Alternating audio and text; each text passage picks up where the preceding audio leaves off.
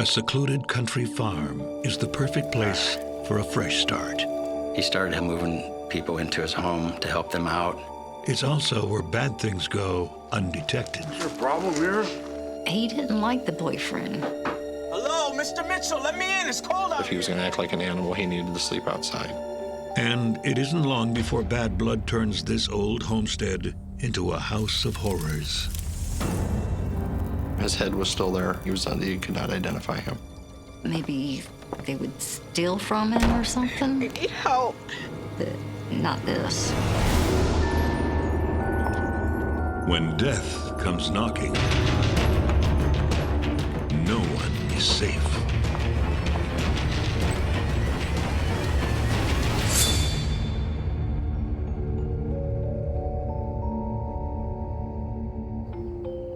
It's a picture-perfect day on the Mackinac River in Illinois. It's a rural area, a lot of hunting, fishing, things of that nature. People canoe up and down. Quite a few people do enjoy that leisure time activity, just canoeing or kayaking or whatever. But on this particular morning, the Mackinac is home to more than just fish. They noticed something that looked odd and then realized what it was. It was a torso that was found. Head was attached, arms were attached. It was from the waist up that was there. The legs were missing. There was the blackness, the ashiness. You could just tell that this body had been burned at some point. They immediately called 911. I see a dead body in the water. McLean County Sheriff's Office recovered the body from the river. Looks like a John Doe here, judging from the size. It was a white male, over the age of 50. His head was still there. Face is badly burned. Looks like it's gonna be hard to ID. The charred corpse is taken to the nearest hospital, where authorities hope to identify it. The McLean County Coroner's Office completed an autopsy. And it was during that autopsy, a couple things were realized. One, that the victim had been shot at least 5 times. Bullet shots in the chest area and in the head. Body was burned post-mortem. The dead man's mouth tells the coroner its own story. When they removed the dentures, there was a little recess in the dentures, and the name Oakley was in that denture. So we figured we had either a first or a last name to start trying to figure out who he was. Some detectives knew that there was an Oakley Mitchell that lived in the rural Secor area, which wasn't too far, 5 miles maybe, from where the body was found. And so that's what led the detectives to go investigate Mr. Mitchell and see if he was at his residence or if this was Oakley Mitchell. Detectives aren't the only ones looking for Oakley. Daddy? I checked the doors, they were all locked. I peeked in the windows, I didn't see anything. Are you in there? Answer me. She had not heard from her father in a few days. Hey there, Hi. can I help you? Can I help you? Detective Robert Gilson, Woodford County PD, ma'am, you are. I'm Dorleen Jordan. This is my dad's place. Okay, well listen, we're here to check up on your father, okay? We're just gonna take a quick look around. I haven't seen him for 4 days myself. Nothing's happened to him, has it? Yeah, we'll let you know, okay? Just stay right there, please. Well, can you tell me anything? Stay right there, please, all right? They didn't tell me anything. I mean, I sat there on that stoop, I was getting very upset. There was a spot in the backyard where they burnt trash. Household items that they no longer want to use, couches, chairs. Today, police find more than just cast-off furniture. Oh yeah, I think we got something here. What's going on? Will someone please tell me what is going on here?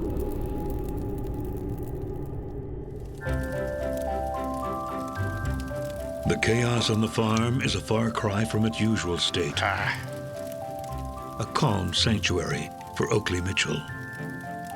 As he approaches his golden years, this happily divorced father of 3 grown children has just one dream: buying a farm like the one he grew up on. He was trying to recapture that, the same feeling that he had when he was younger.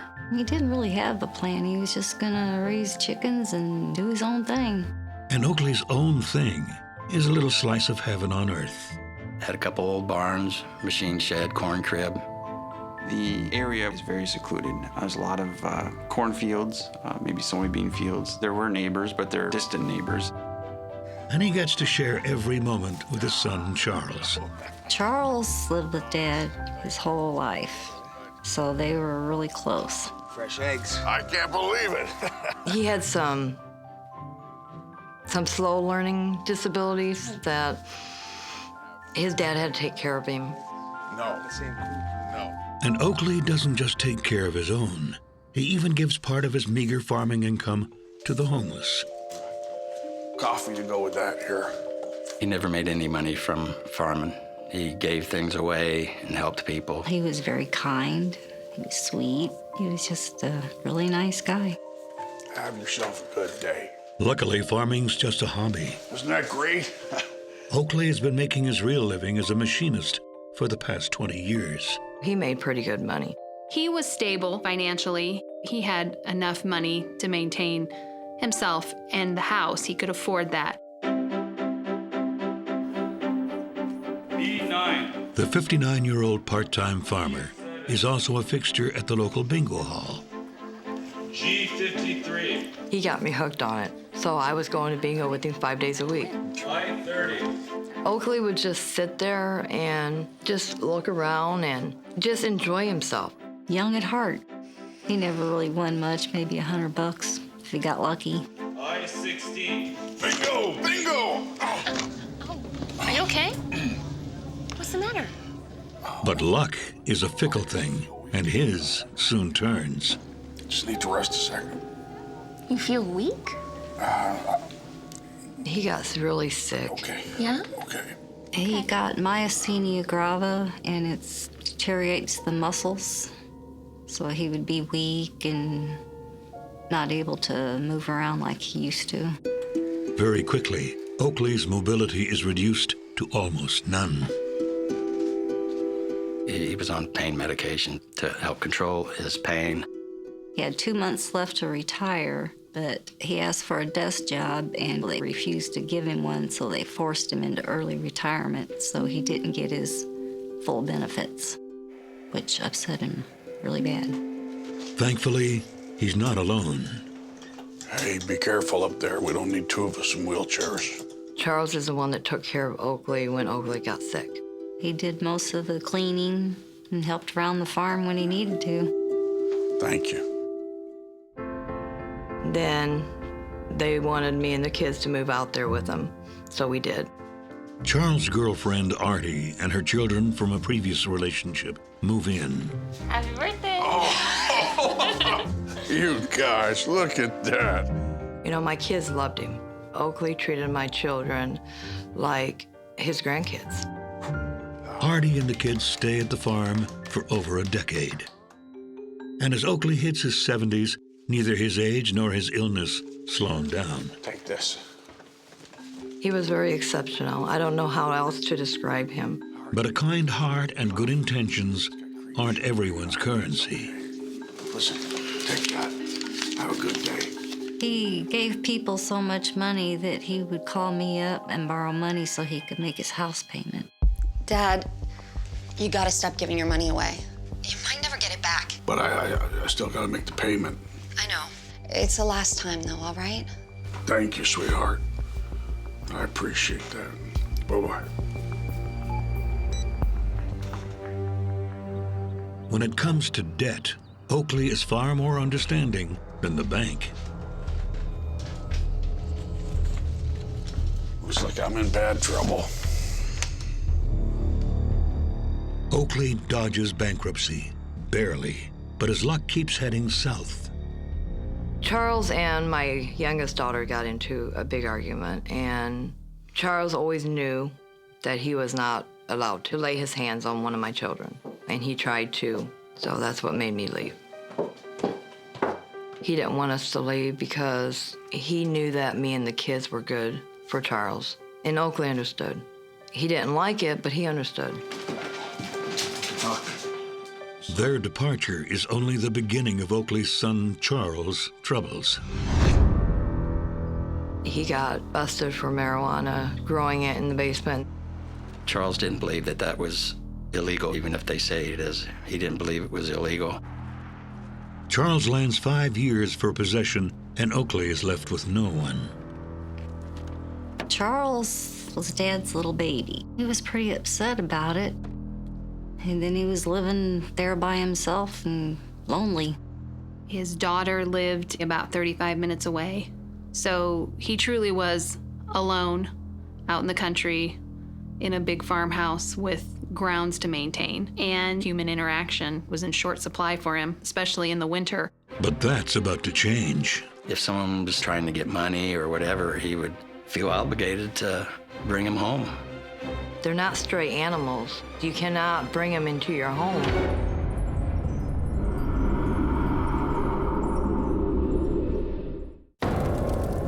71-year-old Oakley Mitchell fulfills his lifelong dream of owning a farm. But bad debts and bad decisions leave him alone on the range. Looks like I'm in bad trouble.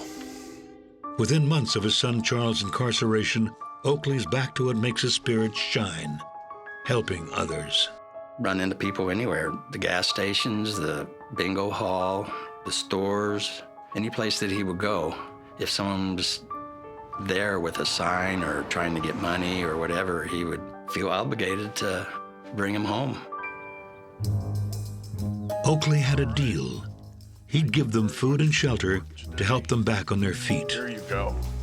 And they would come out and harvest all of the fruits and vegetables, and then they would go in town and sell the fruit and vegetables, and then they would get the money.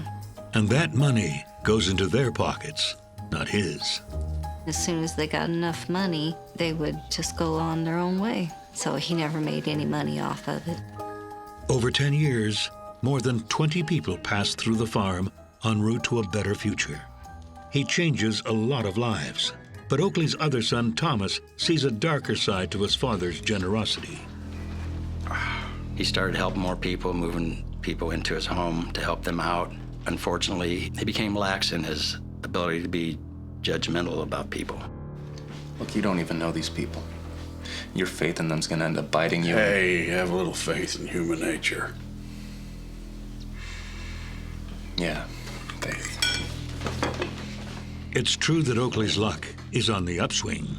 They finally got his medicine right, so he had been feeling great, was out doing everything again, was back to his normal self. People are good. You just gotta treat them right. Yet running Hotel Oakley isn't always easy. I didn't like some of the things they would do. They would have animals in the house that was tearing up this furniture and then not replace it. So I was upset with some of those people. Actually gotten 2 tenants to leave because they were taking advantage of him pretty much. They just agreed to leave to move back where they had came from. And don't come back. You hear me? But Oakley isn't about to let a few bad apples spoil his appetite for helping others. Do anything for anybody. Including his latest project, Lacey. They met at a bingo game. He was looking at her, she waved at him, something along those lines. She was born and raised in Indianapolis. Here's a space. She had finished high school, done some post-high school education, and had worked in some nursing homes. Due to a back injury, she couldn't do a lot of physical labor, so she lost her job. I've never seen you at bingo before. Yeah, it's my first time, actually. I'm so behind on my rent. My landlord is almost done with me. I figured maybe I'll get lucky. I'm Lacey, by the way. Oh, Oakley. Oh, good. Nice to Here, meet you. take these. These are for you. Oh, well, let me pay you at least. I don't have much. No, that's all right. Please. They're yours. She was a young mother, but she was a very good mother. She thought she could make a better life and have more opportunities for her daughters here in Bloomington as opposed to Indianapolis. Everything she did, every decision she made, she was trying to better the lives of her daughters. What'll you do if you don't win the rent tonight? Oh, I'd rather not think about that. I have a proposal for you. I've got a big old place, and if you need somewhere to stay with the kids... I couldn't, it's... Well, just until you get things straightened out, but I need help around the place. You'd be helping me out. Anyway, just think about it, and we'll play and see how it all comes out, all right? Okay, okay, fair enough. She was definitely different than anybody else that had been brought to the house. She would be his caregiver. She would take him to the doctor, she would take him shopping, prepare food, and then would just take Oakley wherever he needed to go. Since she had that training and that experience, she felt she could help him. She also felt it was a good opportunity for her girls and herself to be in a stable, nice home. Slow down, come on. I'm so sorry, Mr. Oakley. I mean, I don't know what's gotten into them. That's all right. Kids will be kids. Guess you're right. Come in, come in. How are you? I'm great. How are you? And Darlene is nearly as taken with Lacey as her dad is. Nice to meet you. She was dressed real pretty. Her kids were dressed really nice. She was well-spoken, always calling Dad Mr. Oakley. And when I first met her, I'm like, well, she's the nicest girl I've ever met. Do you want some key? Sure, yeah. Okay. Dad was a big flirt. She's great. Good company, good cook. He would say, she's gonna be my girlfriend someday. He did that to all the girls. As it turns out, Lacey is already spoken for. After that, she'd never talk to me again. Most let her do. I was telling her. I called him to find out who this woman and this guy was that he had in his car, and he just said they were people that needed a place to live. I'm not supposed to. Hello. The guy is Lacey's boyfriend, Tom, who moves onto Oakley's farm a week after she does. I was just scared for him because where in the heck did he meet these people? I mean, it really shook me up. And I'm like, they're not stray animals. They're actual human beings. You cannot bring them into your home. Yeah, everything's fine. Just going for a drive. And he's like, oh, don't worry about me. I'll be okay. Tom had a job, but they didn't have the wherewithal to support themselves. They were relying on Oakley Mitchell. But Tom soon learns that his free room and board comes with strings attached. This is a really nice place to sleep. And that's the way my dad was. He was very old-fashioned and didn't want sex going on in his house. If you're in his house, there's no couples sleeping together. Really?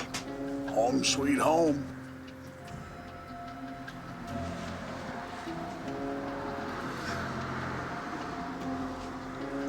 You gotta be kidding me, right? No, think nothing of it. That's all for you. That's your own place. That was cause for quite a lot of the friction, I believe.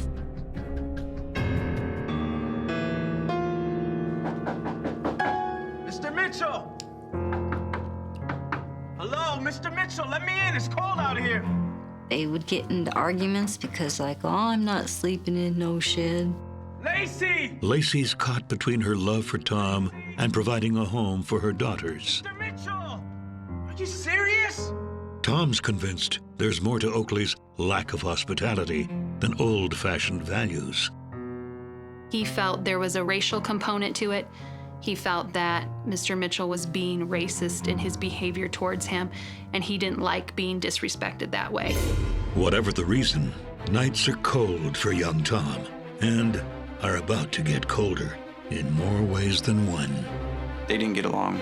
They had verbal arguments. And he would challenge him on how he was treating her.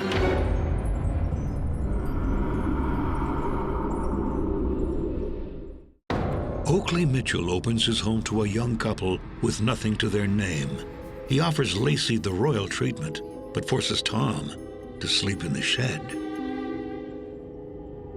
You think I like living out here, middle of nowhere? Calm down. Stop telling me to calm down. It won't be long. How long? It won't be long. Mr. Mitchell would think that she was being mistreated, that she wasn't being treated with respect. How long? Lacey.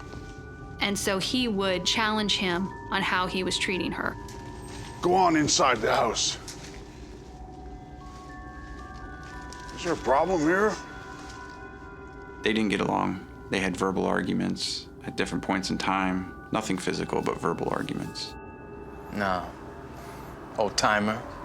There ain't no problem here.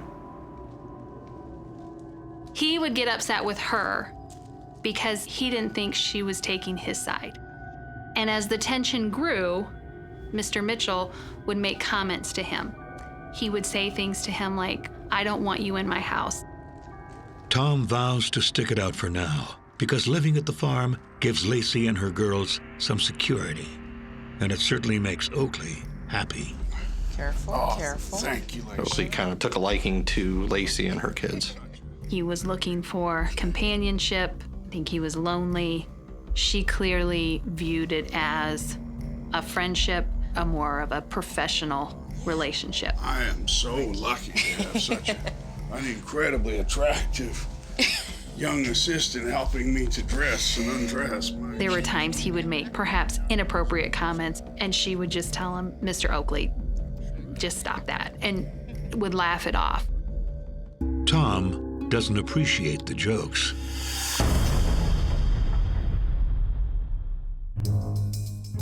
Two weeks after first meeting, there's nothing that Oakley won't do for his charming new housemate. Take a picture, yes? Cheese. He came to my house and introduced us, and he wanted my phone so that she would have a phone. The phone? Really? Oh my God, thank you. You're welcome. Thank you so much. Girls, we have a new phone. Look at that. She was well-dressed, groomed, didn't look homeless, seemed very nice. Thomas gives Lacey his cell phone, but that's not the end of it. He just called me up and said he wanted to borrow $300, and I said, "What for?" Hello? He said, "Well, I've got to go to Indiana, and Lacey has to pick up her kids and some paperwork." Lacey, by the way. School was getting ready to start. She wanted to enroll her oldest daughter. She needed some documents that were back in Indianapolis. I said, "Yeah." I knew he'd pay it back. You don't know how much it means to me. Of course. You take such good care of Dad. He provided her with a car to drive. He gave her a cell phone. He provided them with food and clothing. She had access to his debit card, and she was allowed to purchase things with his debit card. Oakley's grateful to have Lacey manage his life because he's becoming more and more forgetful. Hey, Darlene. Hi, sweetheart. Listen, I got a situation here. My dad had called me and asked me if I knew where the coin collection was. And I said, "Last time I seen it, it was underneath your bed." And he says, "Oh, I haven't looked under there." But the coins aren't under the bed. And then on the 26th, he sent us an email saying that, well, he had lost his phone. So he turned around and got another phone and happened to lose that phone too. So he had no way of getting hold of us. It's not just coins and misplaced phones. Oh, his medicine. There was Vicodin, I think it was. Vicodin was missing. Oakley suspects Tom, but has no proof. I told Oakley, you need to get him out. You need to get him out. And he told me not to worry about him. That's because Oakley's got a plan. Charles will be out of prison soon. He said it would just be until Charles moved back in and she got back on her feet. So he thought it would only be like 6 months. But Oakley may not have 6 months.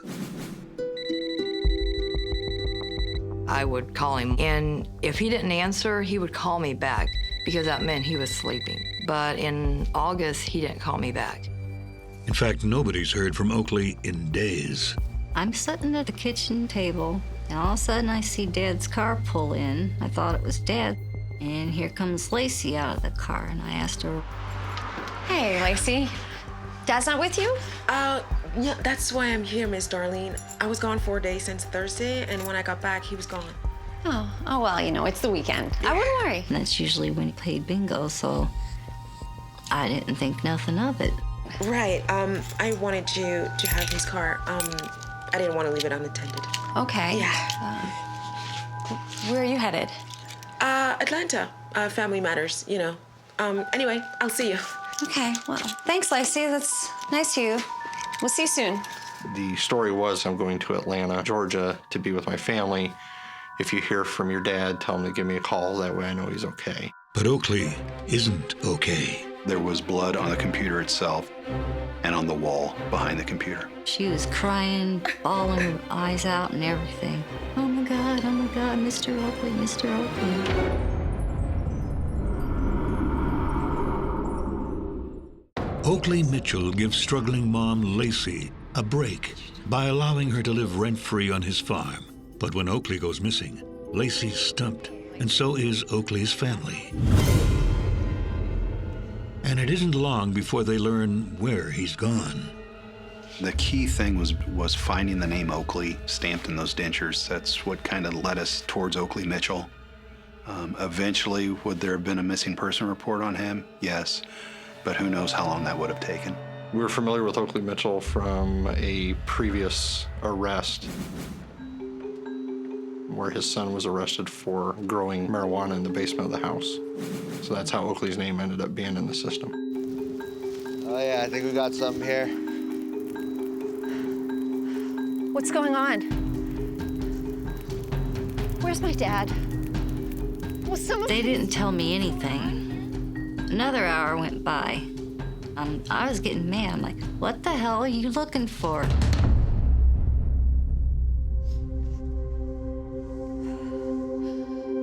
And finally, it had to be a good 3.5 hours after they got there, a coroner came out and sat me down and told me, we found your father's remains. There was a human bone found in the brush pile, and which further confirmed what happened as far as his body being taken to the burn pile. I just couldn't believe it. McLean County Sheriff's Department and the Woodford County Sheriff's Department held a joint press conference announcing that body parts had been found in the Mackinac River, which is the river that divides those two counties. The news is staggering. I was shocked. I mean, I didn't know how to feel. The burning part and the dismemberment part was something that was very shocking to a lot of people in the community. It's a very atypical case and something that I think captured a lot of people's attention. It certainly has the undivided attention of local law enforcement. We obtained a search warrant for the house. The house was a mess.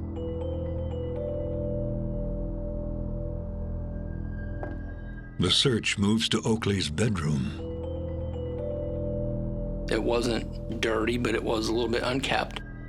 On the floor in that area, we found one .22 caliber shell casing.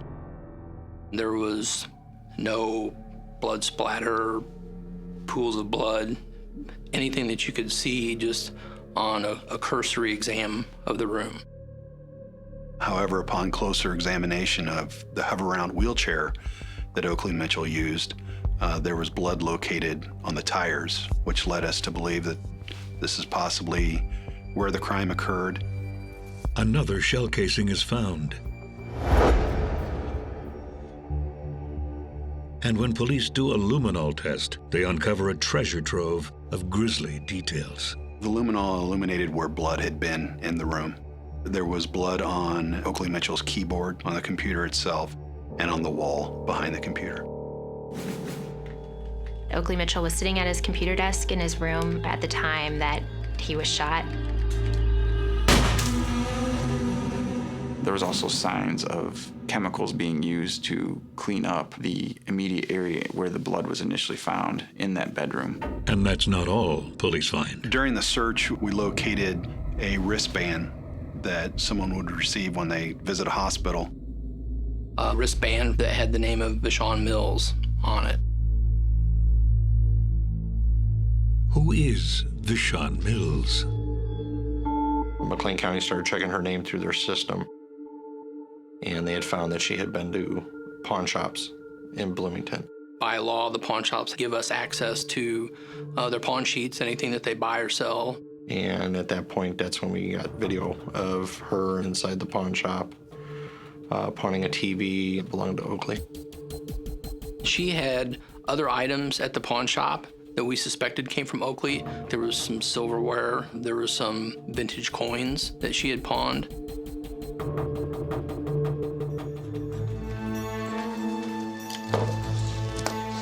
Now, Ms. Mitchell, we understand that your father was taken in boarders. Do you know who was staying with him most recently? Yeah, I do. She stated she knew of a black female that she knew of as by Lacey, and then there was a black male that she did not know his name at the time that had been staying there as well. Do you have any idea where we can find them? She told me yesterday she was headed to Georgia. Darlene really did not know any other personal information about them.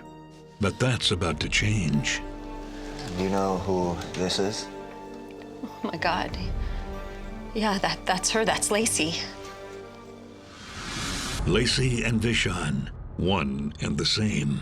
How long? Lacey. If Lacey's name is an alias, could her boyfriend Tom's be too?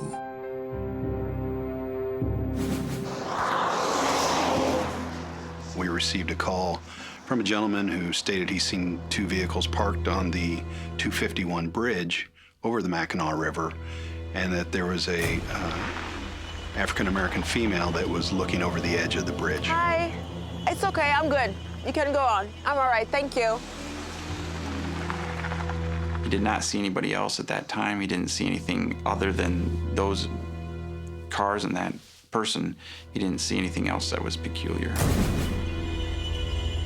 The next day is when they discover Oakley Mitchell's remains. It definitely made her a person of interest at that point. So where is the couple now? The phone? Really? Oh my God, thank you. Police do have one thread to follow. Darlene has a number for Lacey. Would you mind giving her a call for us? We just need to know, her location. Thank you so much. Lacey? Hi, it's me. I have terrible news. My father's dead. And I mean, she was crying. Oh my God, Mr. Oakley, Mr. Oakley. Lacey, where are you? Darlene asked her where she was, and Lacey said that she was in Georgia at the time. Detectives were able to determine that a cell phone tower in the Indianapolis area was being used, not a cell phone tower down in Georgia. Typically, they're within several miles of the tower. So at that point, we absolutely knew that she was not telling the truth about where she was. Georgia, all right, I got it. Well, listen, drive safe. We'll talk when you get back. We received enough information to get warrants for Vishon Mills. Yeah, it's Gilson. Her name is Vishon Mills, V.I. And the Woodford County detectives who made contact with police in Indianapolis in order to get them to assist us in the investigation. Yeah, she's wanted in connection for questioning in a homicide. Another phone call is about to send the investigation in a very different direction. Please help me. She was crying, "What did you do? What did you do?" The murder charge would be very hard to prove.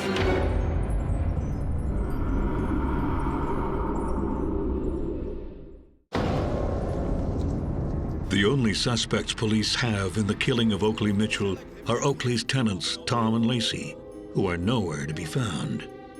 Until Indianapolis PD receives a call no one is expecting from Lacey. Please help me. AKA Vishon Mills. I need help. She immediately told the full story of what had happened, provided them all the detail they wanted and needed. It's Rayshawn Johnson. He's the one who killed Mr. Oakley. Now police know Tom's real name, and with that, his real history. He had been convicted of theft. He also had a domestic battery conviction. Vishon Mills claimed that Rayshawn would hurt her children, and may even hurt her family. So she didn't know what to do. Please hurry. The detective talked Lacey into coming into the police station to be interviewed by us. All right. My name's Bob Gilson. I'm a detective in Woodford County.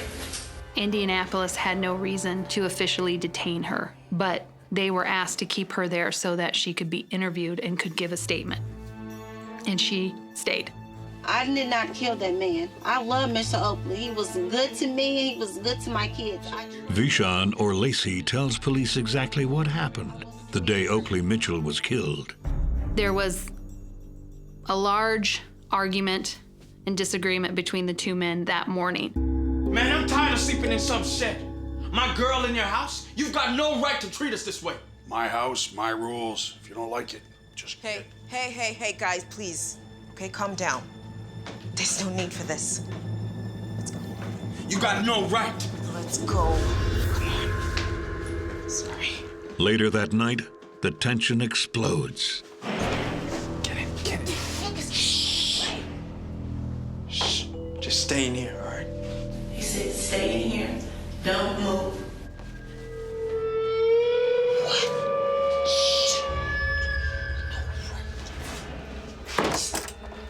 Shut the door.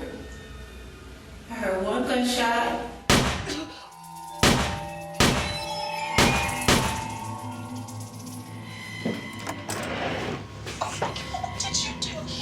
You best be helping me clean this up, or you'll be sorry. All right? We're leaving. Let's go.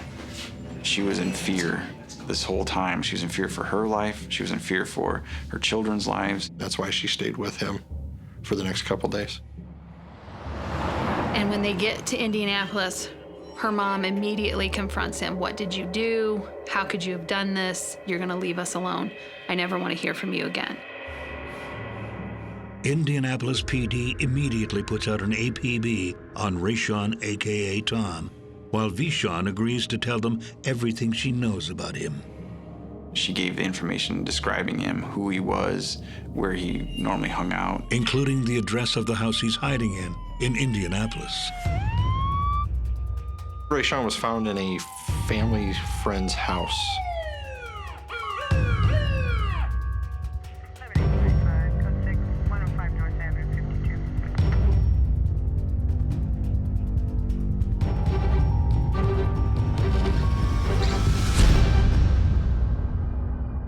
Indianapolis PD located him and then they took him into custody for us. Oh, God. Rayshon? And then myself and the two detectives from McLean County drove to Indianapolis to interview and then take custody of Rayshon and Vishon. I bet you would happen, man. I'm not that person. Rayshon's demeanor, he was crying and upset. He stated that he had shot Oakley and confessed to it.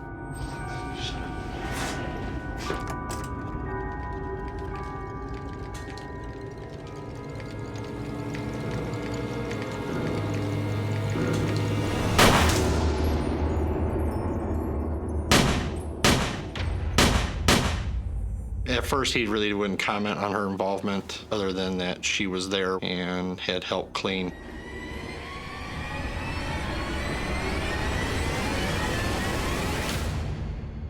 And he said, I'm the one who did this. She shouldn't be held responsible for murder. Lift the shoulders, all right? All right, let's go. Come on. She's too heavy. Come on.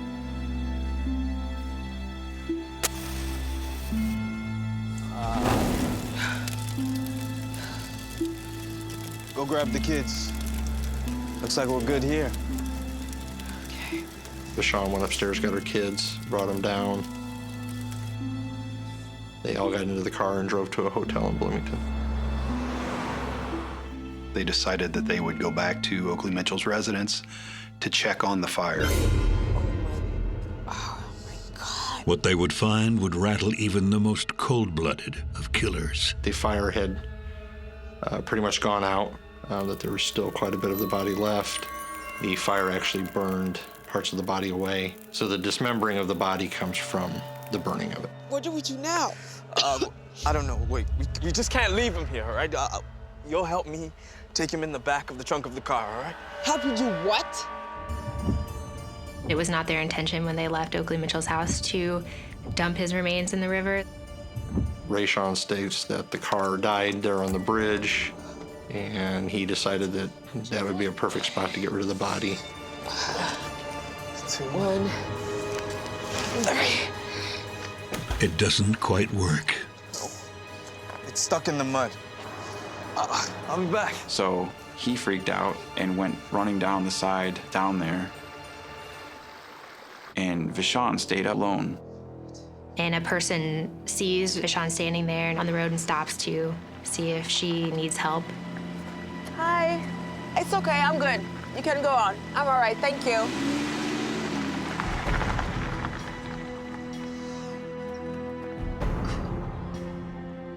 The car wouldn't start after they threw Oakley off the bridge, so they just abandoned the car.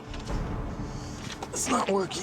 That car was towed by the state police before the body was recovered. And they drive back to Bloomington, to the hotel room where her girls are. The next day, Vishon flees to Indianapolis with Rayshawn, where they part company, and Vishon turns to the police. Who killed Mr. Oakley? Both now in custody, Vishon's charged with concealment of a homicide, while Rayshawn's charged with murder.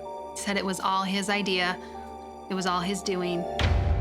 Yet 2 months later, while awaiting trial, Rayshawn's story does a 180. In October, with his attorney with him, he wanted to make a full statement on what had occurred. So she came to me one night. She brought me to the barn. What's going on? He's been trying to make me do things to him. Seriously? He's an old pervert. God knows what he'll do to me one night while you're locked outside. Are you serious right now? He's treating you like a dog. So, kill him for me. He stated that Vishon was actually the one who had asked him if he could kill Oakley for her, and had kept pressuring him and asking him, could you do this for me?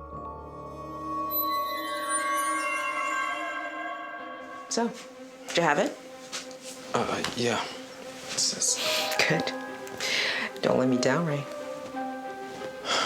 Okay, let's do this. Oakley was sitting in his chair in his hover-around wheelchair at the computer, at which time he shot him 5 times.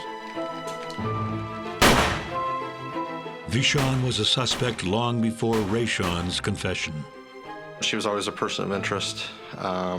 The reason why she was not taken into custody immediately was she was cooperating to help us find the actual shooter to get him into custody. He's the one who killed Mr. Oakley. And once he is in custody, Rayshawn turns on Vishon. Rayshawn agreed to testify against Vishon. Further investigation suggests that in the days after Oakley's murder, Vishon was far from a terrified woman. There were several instances where Rayshawn was not around that would have given her the opportunity to leave or to contact the authorities in reference to the homicide. The citizen stopped to see if she needed help. She stated no, didn't need any help at all. It's a golden opportunity for escape, one that Lacey ignores. She has other plans. She went and got her nails done, and she did not tell a person what had happened. She did not appear distraught. She did not appear upset. Lacey protests her innocence, saying that Tom is just trying to save his own skin. Police prod Rayshawn for the true motive behind Oakley's killing, and he finally cracks. So, I found this guy. He just invited me to sit. I mean, he's perfect. I think we got our guy. They called it the hustle. They would approach people that they suspected were on some type of pain medication, and they would befriend them in the attempt that they could either obtain from them some of their pain medication or just steal it from them. They would steal pills from them to get high. They also saw Oakley as their own private ATM. He got about $3,000 a month from Social Security and then his retirement. Relatively wealthy, I suppose, to someone who didn't have anything. But in the days following Oakley's death, They learn their plan is a bust. I think they only got a little over 1,000 out of the ATM. I never imagined anything like this would happen. I thought maybe they would steal from him or something, but not this. With Lacey, a.k.a. Vishon Mills' story in question, both are charged with murder. Tom, a.k.a. Rayshawn Johnson, pleads guilty and is sentenced to 47 years. But in a surprise move, he decides not to testify against Vishon. I told you, I'm not saying nothing. She had nothing to do with the crime. He was probably protecting her because of the children to take the blame for the entire murder. He could have been held in contempt, but again, like he even put it to us, what can you do to me? I'm already serving a life sentence. Without Rayshawn testifying to what he had stated in October, the murder charge would be very hard to prove, at which point there was an agreement that Vishon was going to plead guilty at that point to the concealment of the homicide and dismembering of a human body. Vishon Mills takes the deal and is sentenced to 18 years in prison. Throughout this whole process, her number one priority was, I want to get home to my girls. I want to be a part of my girls' lives. Despite her guilty plea, Vishon swears she's innocent. She feels terrible that Mr. Mitchell was murdered. She cared about him too. She didn't want to see that happen. She didn't want his family to have to suffer. It's a claim that means nothing to a family still aching from their loss. I guess the hardest part is I don't know why. He trusted the wrong people is the only thing I can think of. It's just hard not to pick up the phone and call him, and he's not there. I just miss him a lot.